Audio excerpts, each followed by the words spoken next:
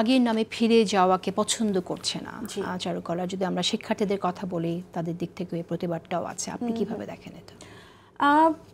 সব থেকে বড় কথা, এটি আগে আনন্দ শোভাযাত্রা ছিল একদম শুরুর দিকে। আমরা স্বাধীন বাংলাদেশে যদি দেখে থাকি, তারপরে আমরা এরশাদের স্বৈরাচারী শাসনামল দেখেছি।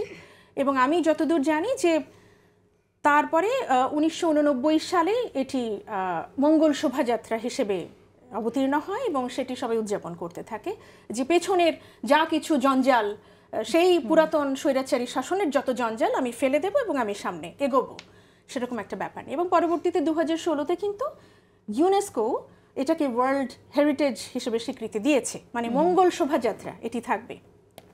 কিন্তু এই শব্দটা নিয়ে এত আপত্তি কেন হচ্ছে? শব্দ তো শব্দ, কিন্তু শব্দের পেছনে আসলে রাজনীতি থাকে। শব্দ আসলে রাজনৈতিক এক্সপ্রেশন টোটালি।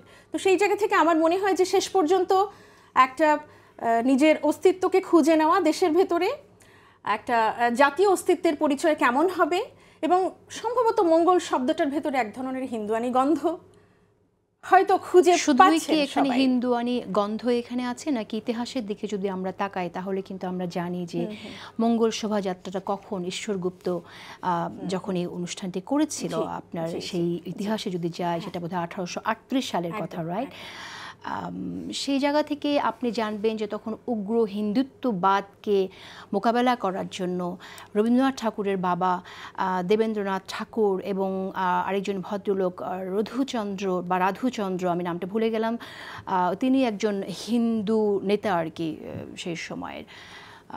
তাদের মধ্যে একটা এক্সট্রিম বিরোধও কিন্তু ছিল, এবং সেই সময় যে এক্সট্রিম হিন্দুত্ববাদটা ছিল, সেই এক্সট্রিম হিন্দুত্ববাদ কিন্তু অনেক প্রশ্নের জন্ম দিচ্ছিল। ব্রিটিশরাও তো সেটা পছন্দ করছিল, সেটাকেই কিন্তু টার্ন নেওয়া হলো বাঙালি জাতীয়তাবাদের দিকে। এবং সেটার শুরুতেই দেখা গেল যে 1838 সালে তখন আপনার এই অনুষ্ঠানটা শুরু করলো ঈশ্বরগুপ্ত।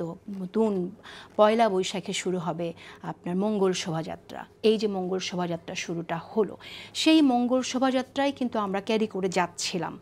এই জন্যই কি আসলে হিন্দুত্ববাদের সাথে এক ধরনের কানেকশন দেখা হয় কিনা, সেটা একটা প্রশ্ন বোধহয় এসে যায়। কোয়াইট লাইকলি আমরা যদি আসলে ইতিহাস দেখে, আপনি খুব চমৎকার করেই বললেন এবং প্রচুর ইনফরমেটিভ ছিল। আসলে ব্যাপারটা তাই, শেষ পর্যন্ত একটা জাতিগত বিরোধ, তার যে জায়গা, আমাদের পূর্ব স্মৃতি যেটা আসলে আমাদেরকে ক্রমাগত হন্ট করে চলেছে, এটা তো আসলে বইছে, এর কোনো ফয়সালা কিন্তু এখনো হয়নি। এবং আপনি দেখবেন যে সত্যি সত্যি আমরা যদি পুরাতন সময় ফিরে যাই, দেশভাগের আগেও, তখন কিন্তু মুসলমানদের তাদের যে অস্তিত্বের জায়গা, তাদের যে কথা, সেটা কিন্তু আসলে খুব কর্নার্ড হচ্ছিল। হ্যাঁ, তো সেই জায়গা থেকে সেটার এক ধরনের চর্চা, প্রবাহমানতা, যতই দেশ ভাগ হয়েছে, কাঁটাতার বদলেছে, সীমারেখা বদলেছে, কিন্তু সেই রাগের স্মৃতি এবং না পাওয়া তার একটা ক্ষোভের স্মৃতি কিন্তু আছেই। এটা একটা ব্যাপার। আরেকটি বিষয় আমি বলতে চাই, সেটি হচ্ছে যে স্বাধীনতার পরেও বাংলাদেশ দেশ গড়ার যে ব্যাপারটা, একটা একদম আমাদের জাতীয় সংস্কৃতি কি হবে, এই বোঝাপড়া কি আমাদের হয়েছে?